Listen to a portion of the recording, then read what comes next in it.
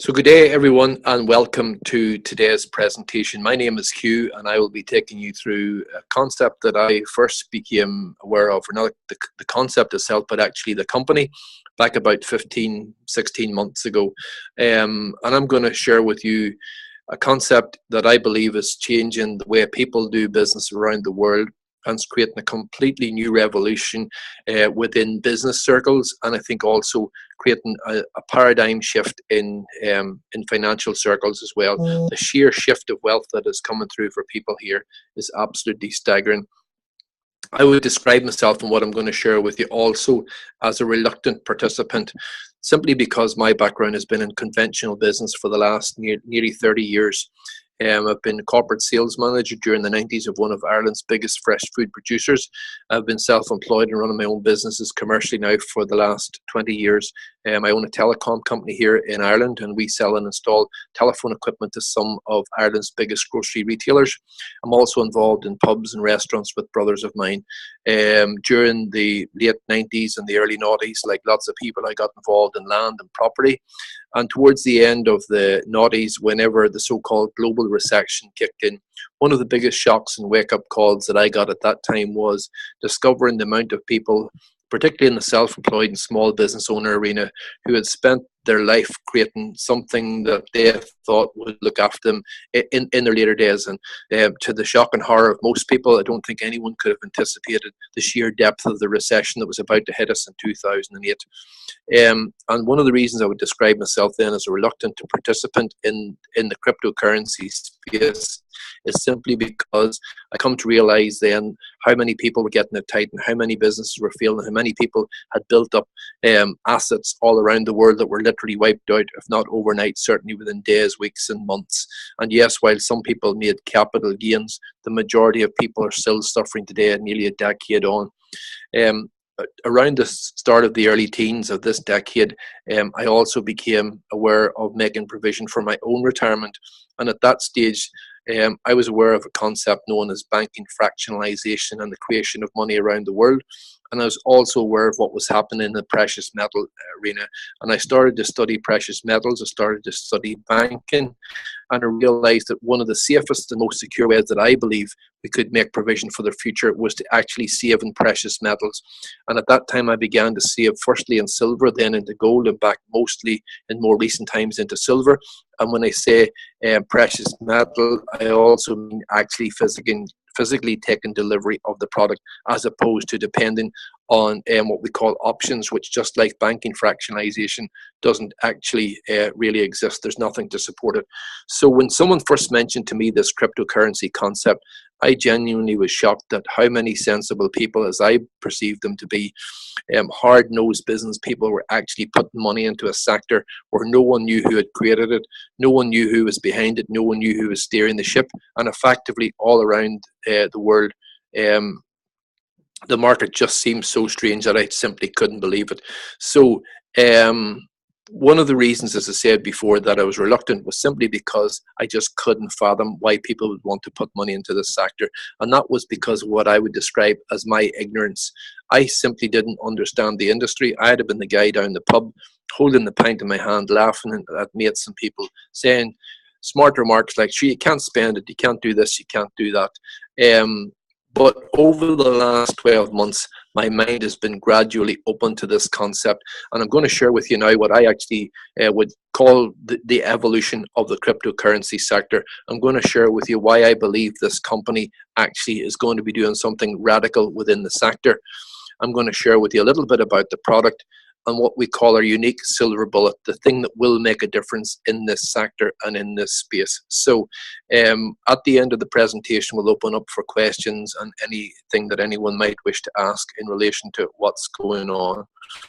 One of the things that we can't dispute today is how technology has completely transformed the world around us. Just ask, what has Google done for the way that we hunt for information? Even in my own home here, we joked just a few days ago, my wife said to me something like, "I'll Google it." And I said, "Do you mean you'll get out the computer and go through a search engine?" She says, "No, I just mean Google it." Google has so much become part of vocabulary in the last decade. It's been amazing. I can still recall in 2001 walking into my office and seeing this thing called Google on the screen and asking where Yahoo and Excite had disappeared from. Facebook has certainly changed the way people retain and grow new friendships, and Apple has definitely changed the way that we communicate in this day and age. But there is a far more significant change coming, and I would suggest that up until now, most of us have perhaps dismissed this simply because we didn't understand what was happening within the sector. But greater business people than me certainly have been looking at this sector and studying it quite extensively over this last wee while. And we just have to look at the statements from some of the biggest names in business around the world. Here we have Richard Branson, founder of the Virgin Group and worth an estimated $5+ billion. He has stated that the use of blockchain could create a real economic revolution. And Bill Gates himself, founder of the Microsoft empire, said that in the future, financial transactions will eventually be digital, universal, and almost certainly free. Well, I have to say that at this stage, guys, we're already well into using cryptocurrencies, or not cryptocurrency, but certainly using digital currency as a way of spending our hard-earned money. Because, believe it or not, over the last few decades, we have moved more and more away from actually using cash and more into digital. Practically everyone I know now today has a debit card of some description. We no longer rely on cash. We simply walk up to the till, we tap our phone, and that takes the transaction through. Even now today, the next evolution in the current cash that we're using is actually the change from where people are using debit and credit cards, actually plastic, onto their phones. And that has been thanks in no uncertain circumstances to a company called Carter Worldwide. And I'm going to share with you before the presentation how they're inextricably linked to what we're doing, how they have pioneered mobile phone payment technology for the likes of Apple, Vodafone, PayPal, Uber, and many more companies like that around the world. So let's take a look at this evolution of Bitcoin and where it all started from. It's probably fair to say that whenever Bitcoin came to the fore, it was actually created as a new system of bartering, a way that some people could cut out the banks, cut out the middlemen, and actually do business in a way that people could trust business between person A and business with person B.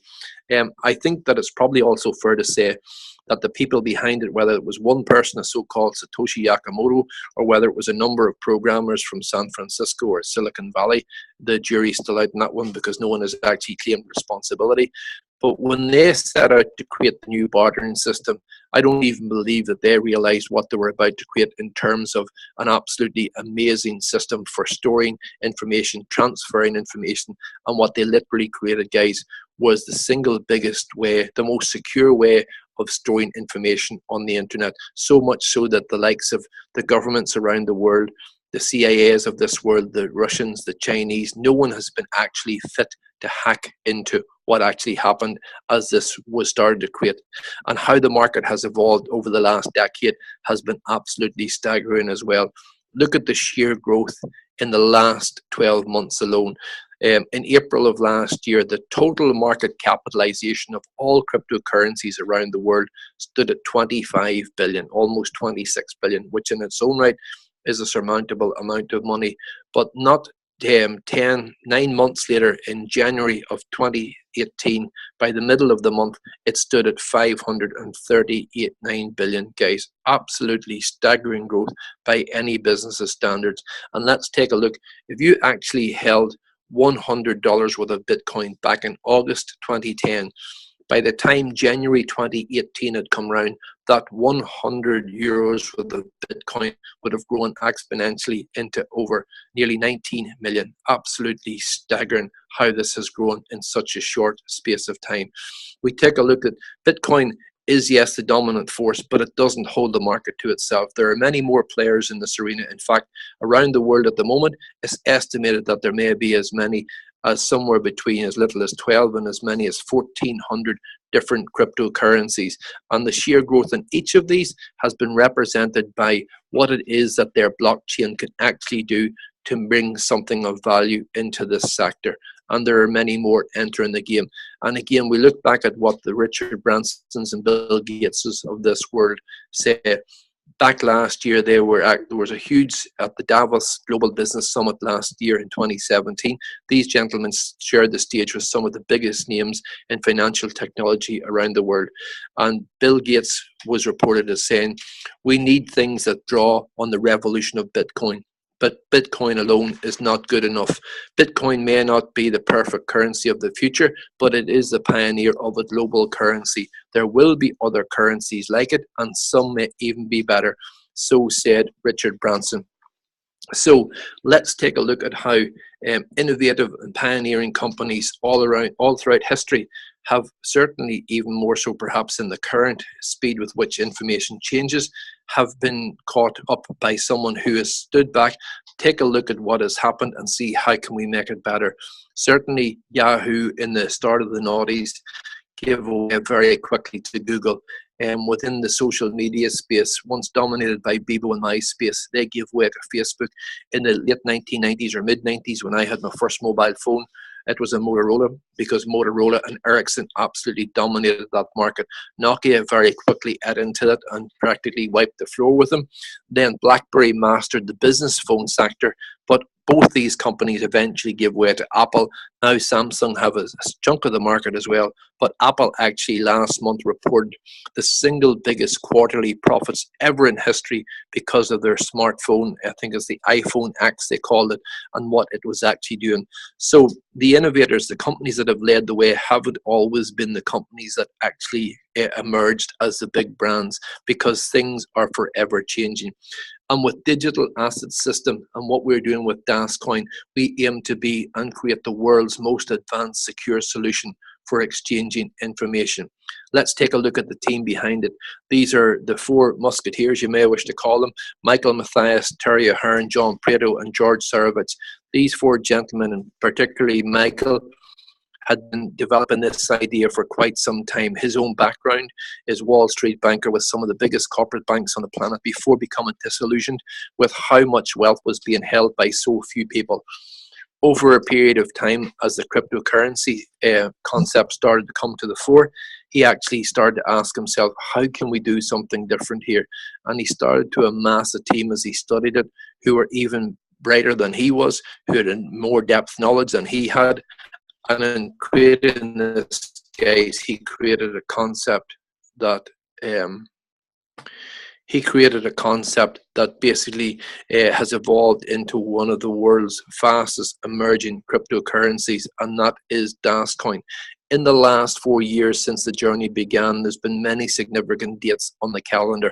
Last year, in January of last year, Michael launched the first draft of what we call the white paper document. And the white paper document, if you don't already know, is the equivalent to what a prospectus would be for a company in the conventional business world that was bringing their idea to the open market. If they were going to raise money on the stock market, they would create what's called a prospectus, setting out their aims, what they plan to do, the type of technology or whatever business they were hoping to deliver, and hoping to then raise money from early investors. Within financial technology and within the IT sector, that same type document is known as a white paper.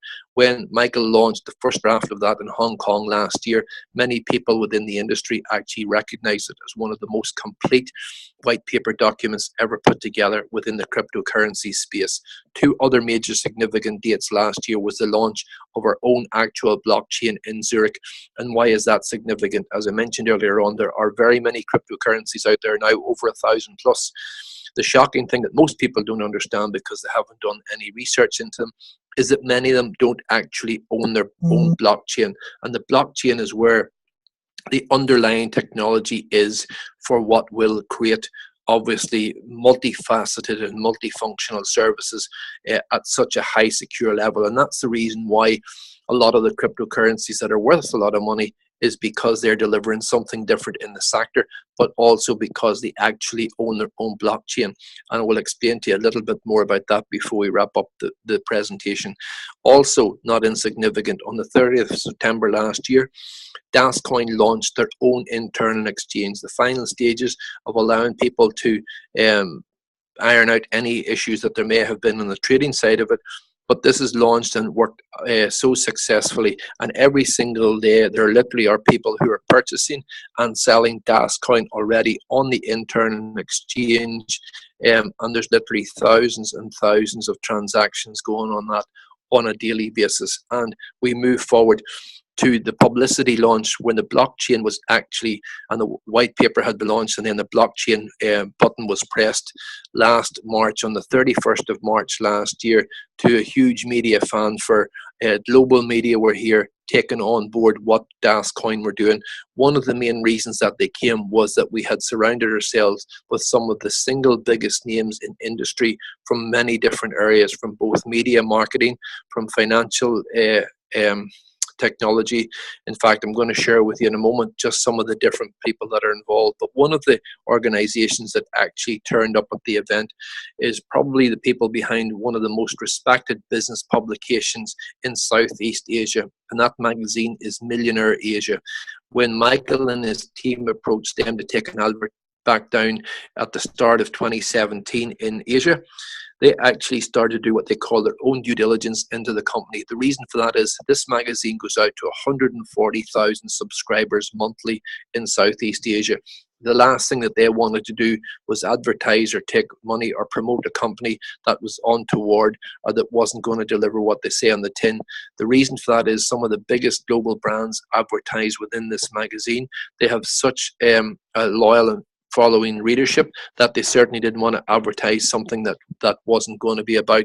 When they started to do the research into the company and found out who the people were behind it, who the companies were that were stepping up to the mark to support it, so impressed were they that they didn't take an advert from them. They actually finished up putting together a 24-page editorial because of the people who were behind it, because of the people who were supporting it, and because of the people who were stepping out from behind the fence to make the world aware of what was happening. Some of these pictures are now appearing in front of you on the screen. Let me share with you just one or two of the people who are here, because I'm conscious of time and I want to keep it moving. But for me, this was a significant milestone when I actually read at the end of last year what was going on within this company and the people who were involved.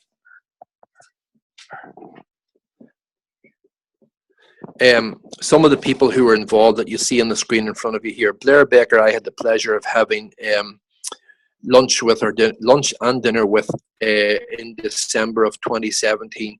Blair actually was the co-founder of the world's biggest currency trading platform, known today as FXCM, whenever they sold that off for gazillions. Dr. Erhard here was a gentleman behind, he was the vice president of sales for Volvo Construction Equipment for many years. This man had a huge background and was hugely influential in placing Volvo products and materials in some of the world's biggest television programs.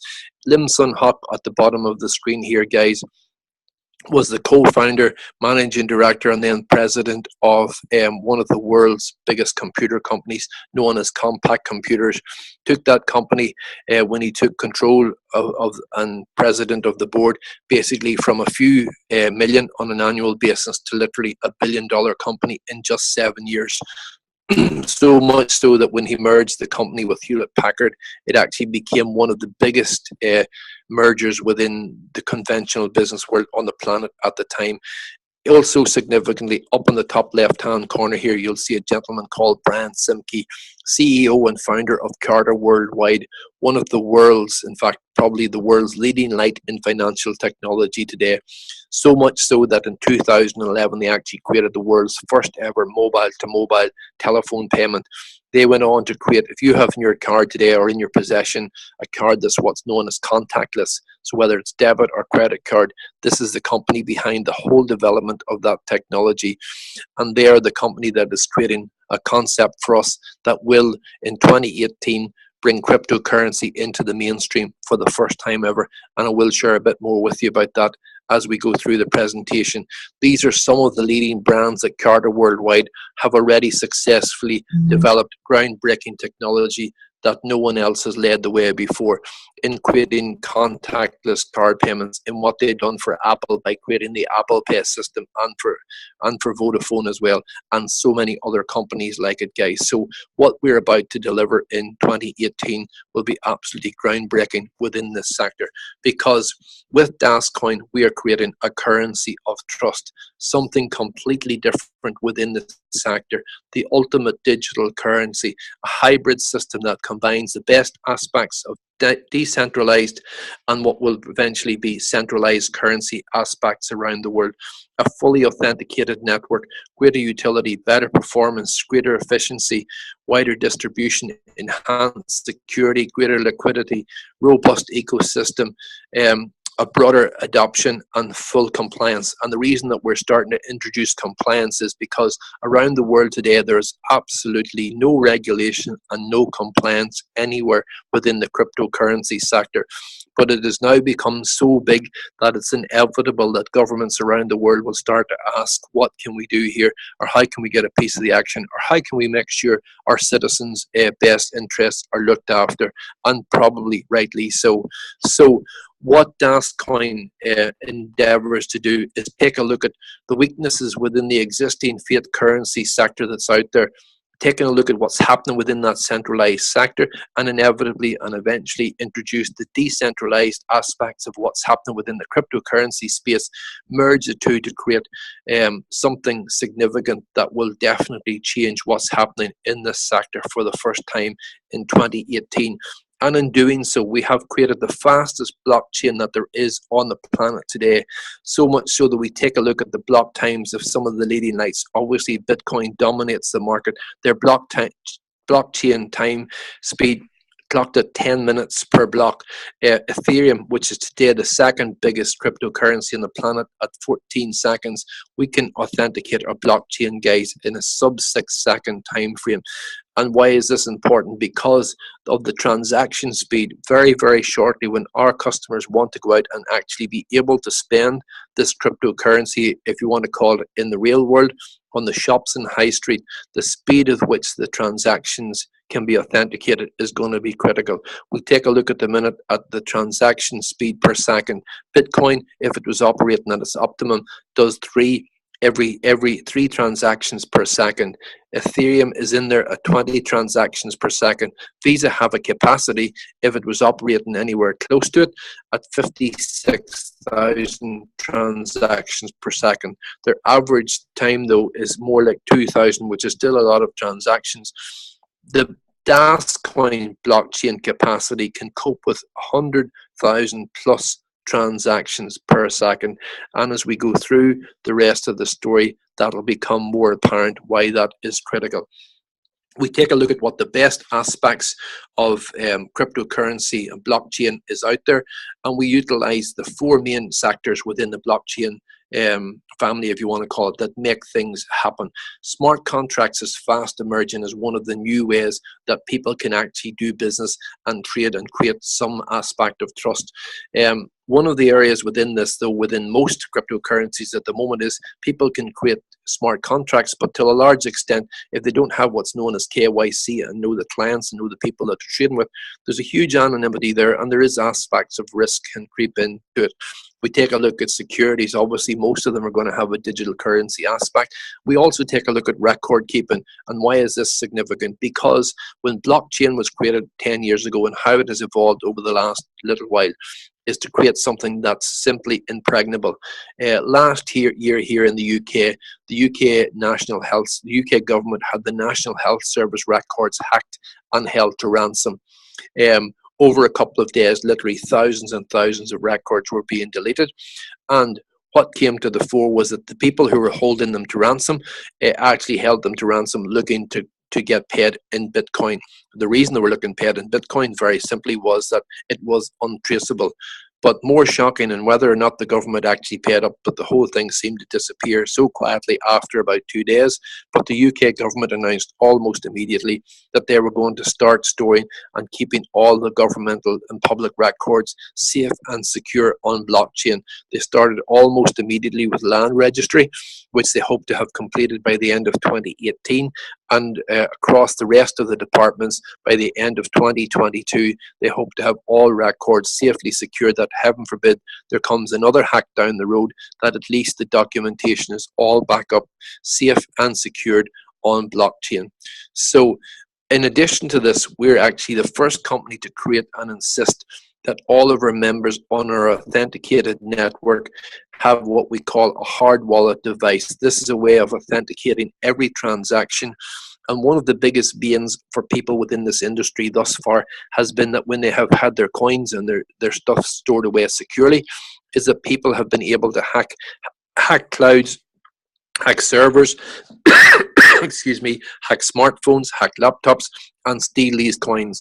And coming more to the fore is that we have wanted to create an aspect within this business where the members' store of value is stored securely, and that's why we insist for the first time ever that every one of our members use a hardwired validator to authenticate every single transaction, thus giving them an added aspect of security, that they know that when they have accumulated coins or whatever else they're doing, that their information is stored securely and safely, and they're the last line of defense. And if this device isn't connected to the computer, no transaction can be authenticated, thus protecting their interests at all times. I mentioned earlier on the launch of the DasCoin exchange on the 30th of September last year. This week alone, guys, I have purchased something in the region of €8,000 worth of coins on this exchange. My whole goal here is to accumulate as many coins as I possibly can in as short a space of time. There are a lot of things happening this year which I'll finish off within a couple of minutes. And if, like me, you can see that there's something in this, even if you don't fully understand it, you realize that you'll want to accumulate as many of these coins as you possibly can in as short of space of time as you can. And thanks to the exchange going live on the 30th of September, that has made it possible for our members who wish to sell coins, who perhaps need to create some cash or some liquidity for themselves, to be able to do so, and for members who want to accumulate more coins to be able to purchase coins on our internal exchange. So as I approach the end of the presentation, guys, I want to take a look at the exciting future that awaits and why we are going to change and revolutionize the cryptocurrency space in 2018. I've already covered the overall window from the last 4 years, but these have been 4 significant dates that have to be set down as benchmarks.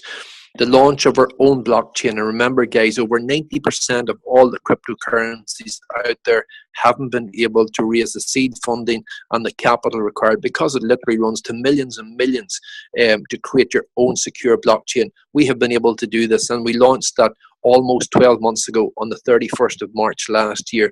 The launch of the internal exchange was another major milestone on the 30th of September.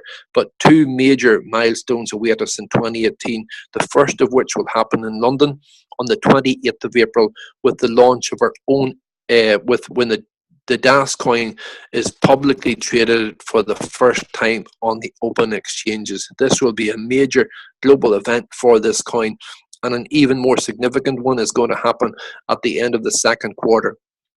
On the 30th of June in Las Vegas, we will launch DasPay, the system that will completely revolutionize what's happening within the cryptocurrency space. We'll effectively have created the DasPay, a silver bullet, for the first time ever in the cryptocurrency space. And this was one of the questions and one of the things that I would have joked many times and said, sure, you can't spend it anywhere. What if someone created a cryptocurrency and genuinely for the first time ever you could walk up to a counter and say, do you accept cryptocurrency? They may look at you as if you've got 2 heads, or you've lost the plot, or you should be locked up, and they say no, because that is the case in practically every retail outlet on the planet. You can then ask them, do you have a Visa card or MasterCard terminal here? And if they say yes, then they'll accept your cryptocurrency. Because for the first time in history, on the 30th of June this year, we will create the first ever cryptocurrency to go mainstream.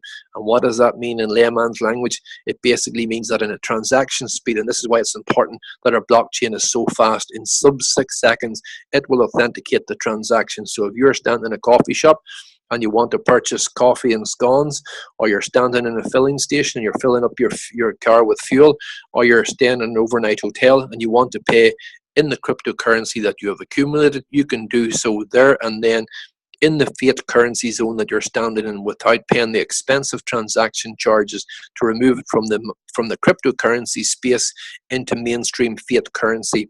There are only a handful of companies who will take that risk at this moment in time because the market is still so volatile.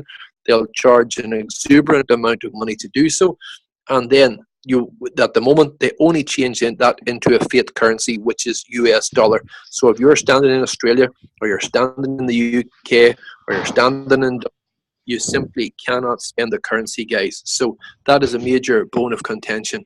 Sorry, someone has just unmuted their mic there, so hopefully.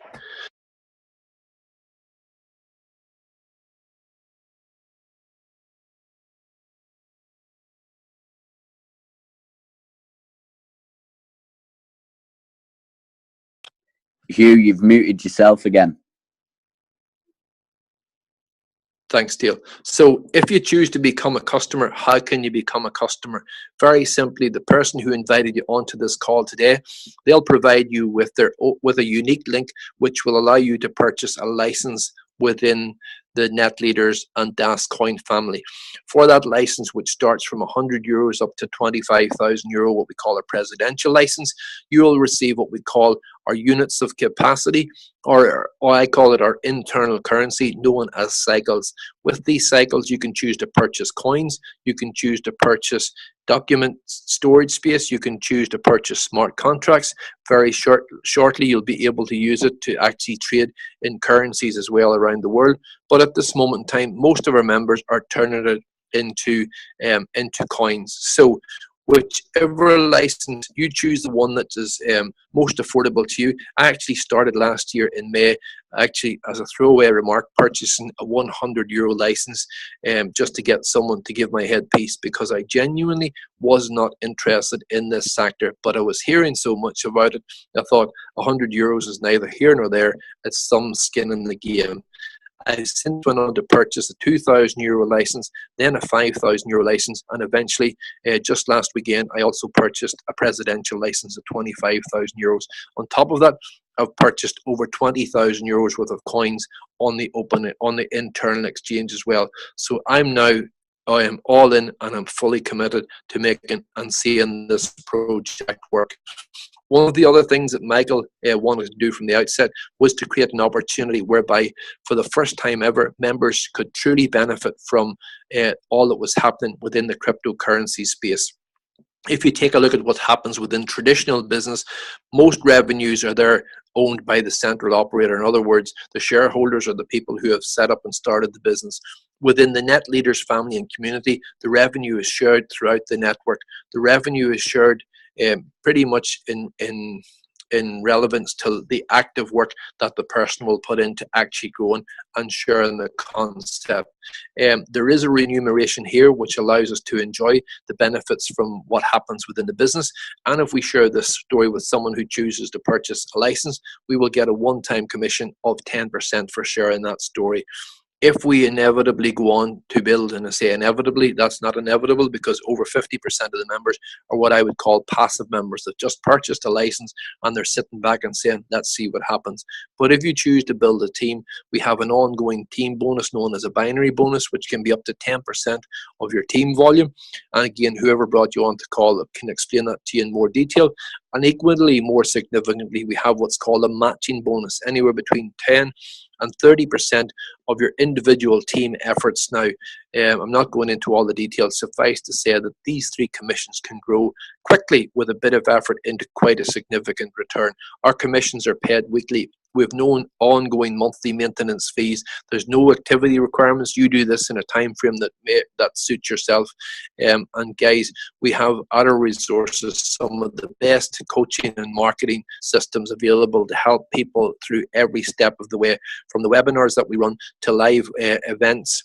To in fact, our biggest live event to date so far was in Rio just in January past, with nearly 5,000 people turning up to that event to learn more about the cryptocurrency space, to learn more about blockchain, and to learn about how they can develop this as an ongoing business.